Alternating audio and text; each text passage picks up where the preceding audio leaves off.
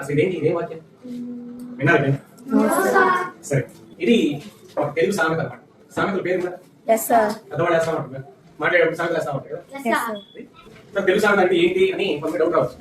సామెతలు అంటే ఏంటి సార్ అంటే, మన పెద్దవాళ్ళు వాళ్ళ అనుభవాల్లో నుంచి, వాళ్ళు నేర్చుకున్న పాఠాల నుంచి కొన్ని జీవిత సత్యాన్ని మనకి అందించారు. ఒక వాక్యాలే చెప్పారు, అవే సామెతలు. మరి సామెత వాడితే ఏం ఉపయోగం అంటే, మనకి ఎలా ఉండాలో తెలుస్తుంది, ఒక నీతి అనేది మనకు తెలుస్తుంది. ఓ ఇలా చేయకూడదేమో, ఇలా చేస్తే తప్పేమో అనేది మనకు తెలుస్తా ఉంటాం. ఇది మన మాటల్లో వాడితే భాష యొక్క సొగసు అనేది ఇంకా పెరుగుతుంది. మనందరం తెలుగు సామెతలు నేర్చుకోవాలి. సరే, దీని అర్థం చెప్తాం. అల్లం అంటే నాకు తెలియదు, బెల్లంలో పొలగా ఉంటుంది అన్నాడు. అంటే కొంతమంది వ్యక్తిత్వం ఎలా ఉంటుందంటే, వాళ్ళకి తెలియకపోయినా తెలుసు నాకు అన్నట్టు నటిస్తా ఉంటారు.